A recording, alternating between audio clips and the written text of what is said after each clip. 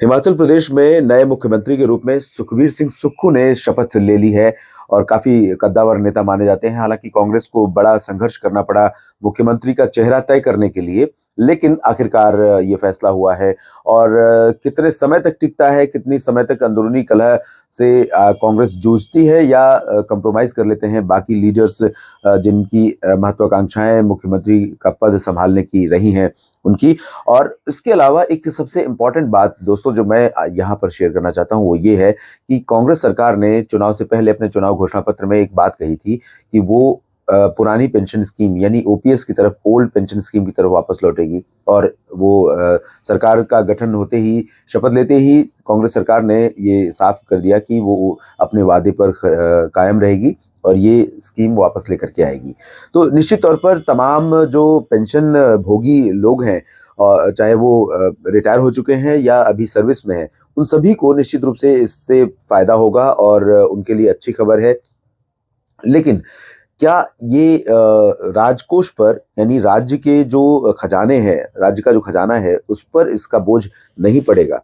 क्या इस परंपरा को कहीं न कहीं कांग्रेस सरकार अगर ये फैसला करती है और बाकी के राज्यों में भी इस तरह की ओल्ड ओपीएस को लेकर के आती है, तो बाकी जो राज्य हैं, वहाँ पर भी तमाम क्षेत्रीय दल हों या फिर मजबूरी में भाजपा को भी हो सकता है इस तरह के वादे करने पड़ें। तो ऐसे में एक गलत परंपरा शुरू हो रही, गलत परिपाटी शुरू हो रही। जिस तरह से दिल्ली में केजरीवाल सरकार ने लगातार बिजली और पानी को मुफ्त देने की बातें की और लगातार वो कायम है अपनी बात पर, लेकिन इसका इम्पैक्ट कहीं न कहीं डेवलपमेंट पर पड़ रहा है। हालाँकि इससे फ़ायदे मुझे या दिल्ली में रहने वाले बहुत सारे तमाम लोगों को मिल रहा है, लेकिन इसका नुकसान भी है कि राजकोष से जो ये कंपनसेशन किया जाता है इस तरह की फ्रीबीज़ पर, उसका नुकसान राज्य की जो आधारभूत ढांचागत परियोजनाएँ हैं, यानी बुनियादी विकास है, जिसमें सड़क है या बाकी और बुनियादी ढांचागत परियोजनाएँ हैं, उन पर इसका सीधा इम्पैक्ट पड़ता है। और ये कहा भी जा रहा है कि कांग्रेस की सरकार जिस समय थी, जब कॉमनवेल्थ गेम्स हुआ था और उसके दौरान जो घोटाले के आरोप लगे थे शीला सरकार पर, तब ये कहा जा रहा था कि घोटाला बहुत बड़ा हुआ है। लेकिन आज ये लोग कहते हैं कि उस दौरान दिल्ली चमक रही थी। यानी कि दिल्ली की सड़कें, दिल्ली की गलियाँ आज की तुलना में काफ़ी बेहतर हालत में थी।